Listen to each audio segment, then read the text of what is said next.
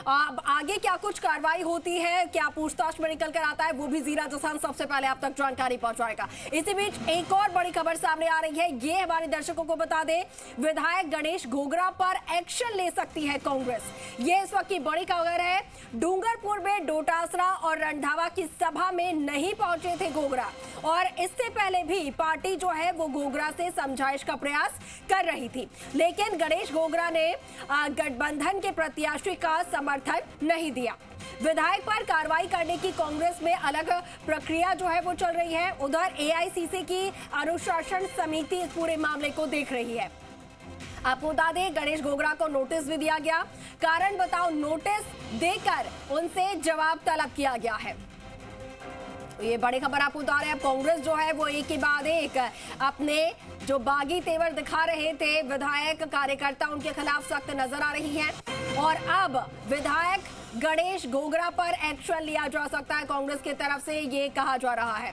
दरअसल डूंगरपुर में जब सभा हुई तब डोटासरा और रंधावा वहां पर पहुंचे हुए थे, लेकिन गणेश घोगरा नहीं पहुंचे, और इसी को लेकर उनसे समझाइश की भी कोशिश की गई, लेकिन गणेश घोगरा जब नहीं माने, गठबंधन की प्रत्याशी को उन्होंने समर्थन नहीं दिया, तो अब उन पर एक्शन की तैयारी कांग्रेस द्वारा की जा रही है। बताया जा रहा है कि एआईसीसी की अनुशासन समिति इस पूरे मामले को देख रही है। नोटिस जारी कर दिया गया है और नोटिस जारी करके जवाब उनसे मांगा गया है। तो एक एक करके अब कांग्रेस जो है वो अपने नेताओं के खिलाफ एक्शन करती हुई नजर आ रही है, जिनने भी पार्टी के विरोध में काम किया उन पर कार्रवाई की तैयारी जो है वो की जा रही है। हमारे सहयोगी अखिलेश हमारे साथ फोन लाइन पर जुड़े हैं, ज्यादा जानकारी हम तक पहुंचा पाएंगे। अखिलेश, बताया जा रहा है विधायक गणेश घोगरा जो है उनके खिलाफ एक्शन हो सकता है। अब क्या पार्टी विरोधी एक्शन इनके द्वारा किया गया जिसको लेकर कार्रवाई की तैयारी है? देखिए, बताना चाहूंगा कि लोकसभा चुनाव के अंदर कांग्रेस ने भारत आदिवासी पार्टी के साथ गठबंधन किया था और इंडिया गठबंधन के रूप में राजकुमार राउत का प्रत्याशी बनाया था, और सभी नेताओं, कांग्रेस नेताओं को निर्देशित किया गया था कि उनको इंडिया गठबंधन के प्रत्याशी के समर्थन में प्रचार करना है, सभाएं करनी है।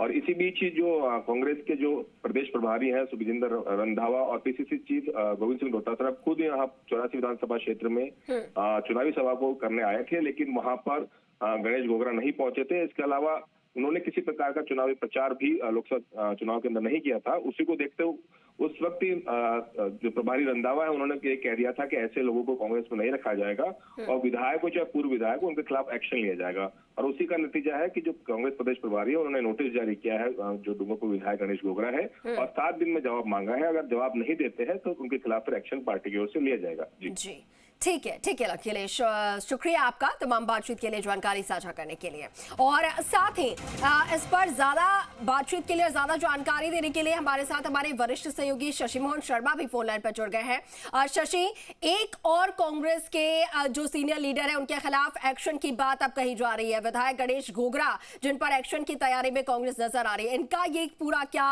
मामला रहा है, इसको लेकर जानकारी चाहेंगे आपसे।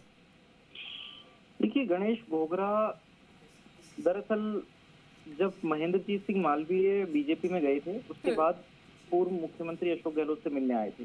तब अर्जुन बामणिया, रमीला खड़िया और जो स्थानीय नेता हैं दिनेश खोडनिया, वो भी मौजूद थे, और तब पार्टी के प्रति उन्होंने प्रतिबद्धता जताई थी, कहा था संगठन के साथ। लेकिन जब कांग्रेस ने समर्थन दे दिया बीएपी के प्रत्याशी राजकुमार राउत को, उसके बाद गणेश घोगरा की जो गतिविधियां थी वो पार्टी को संदिग्ध लग रही थी, और जब डूंगरपुर में पीसीसी चीफ गोविंद डोटासरा और पार्टी के प्रदेश प्रभारी महासचिव सुखजिंदर रंधावा पहुंचे प्रचार के लिए, और तब भी गणेश घोगरा नहीं पहुंचे, तो पार्टी के सामने पूरा मामला आ गया था।